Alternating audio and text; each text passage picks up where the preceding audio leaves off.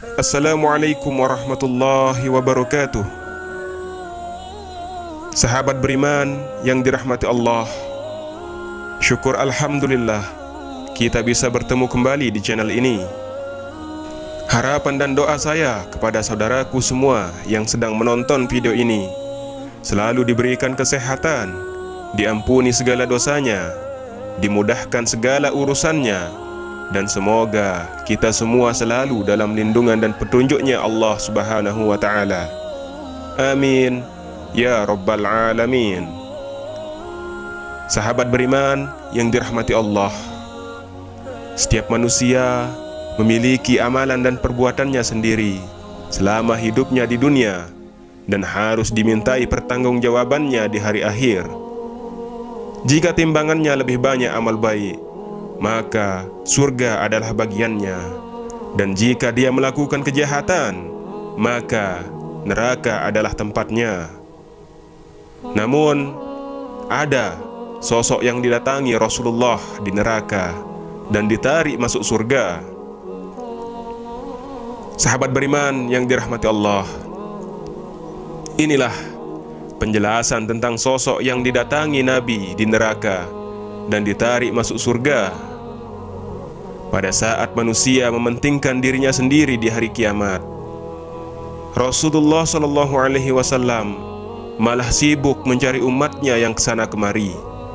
Beliau sibuk memohon kepada Allah untuk umatnya agar masuk ke dalam surga. Karena perhatiannya yang besar kepada umatnya, Rasulullah menangguhkan doa-doanya sampai hari kiamat. Hal ini untuk membela dan menyelamatkan umat manusia. Hal ini sesuai dengan sabda Rasulullah SAW. Setiap nabi pasti memiliki doa mustajab. Hanya saja mereka menyegerakan doa mereka di dunia. Namun aku menunda doa itu demi menolong umatku pada hari kiamat. Insya Allah doa itu akan terwujud. Hadis riwayat Bukhari dan Muslim.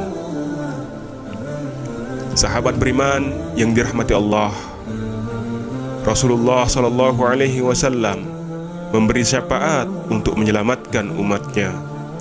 Rasulullah SAW ditawari masuk surga dan syafaat, namun Rasulullah memilih syafaat karena ingin membela lebih banyak umatnya. Hal ini disebutkan dalam hadis Rasulullah, aku diberi pilihan antara syafaat dengan masuknya separuh umatku ke surga, namun aku memilih syafaat, sebab syafaat lebih menyeluruh dan lebih banyak. Mungkin saja kalian mengira syafaatku hanya untuk orang-orang bertakwa.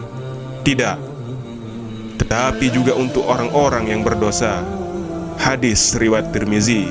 Sahabat beriman yang dirahmati Allah, syafaat Rasulullah tak hanya berlaku bagi orang yang bertakwa, tetapi juga untuk umat yang berlumuran dosa. Namun bukan berarti umatnya bebas melakukan hal maksiat. Orang yang ditarik dari neraka saat hari kiamat, Rasulullah selalu menanyakan keberadaan umatnya kepada malaikat Jibril. Jibril pun mengatakan bahwa umatnya adalah umat terakhir. Akhirnya datanglah umat Nabi Muhammad SAW sambil menangis serta memikul beban di belakang mereka. Umat tersebut datang sambil berseru, "Wahai Muhammad." Nabi Muhammad SAW bersabda, "Wahai umatku." Mereka berkumpul di sisinya sambil menangis. Nabi pun bersujud sangat lama hingga Allah Subhanahu wa ta'ala menyuruh Nabi untuk bangkit. Rasulullah meminta kepada Allah agar bisa memberikan minum karena terik matahari. Lalu Allah pun mengabulkannya. Setelah itu Nabi Muhammad SAW bersujud kepada Allah agar umatnya diselamatkan dari sirat. Allah pun memerintahkan Rasulullah menunggu di ujung sirat. Umat yang banyak amal baiknya akan berhasil melaluinya, namun tidak sedikit yang terjatuh ke dalam neraka. Melihat umatnya banyak di neraka, Rasulullah kembali bersujud kepada Allah. Rasulullah meminta untuk menyelamatkan umatnya yang di dalam hatinya ada iman sebesar biji kurma. Allah pun mengabulkan permintaan Rasulullah. Kemudian Rasulullah menuju ke neraka dan mencari umatnya yang memiliki iman sebiji kurma dan mempersilahkan mereka masuk surga. Itulah sosok yang dikunjungi Rasulullah di neraka pertama kali. Lagi-lagi Rasulullah bersujud dan menangis memohon kepada Allah untuk menyelamatkan umatnya di neraka. Jika umat tersebut memiliki iman sebesar biji jagung, Allah pun mengabulkannya. Rasulullah lalu menjemput umatnya dan memerintahkan malaikat untuk mengeluarkan umatnya yang memiliki iman sebesar biji jagung. Manusia yang hanya memiliki iman sebesar biji jagung pun adalah sosok yang dikunjungi Rasulullah di neraka. Tidak cukup di situ, Rasulullah SAW kembali memohonkan ampun untuk umatnya yang memiliki iman sebesar biji sawi. Hal ini sesuai hadis Rasulullah SAW. Saat itu aku kembali bersujud padanya. Kemudian Allah berfirman, "Angkatlah kepalamu, Muhammad.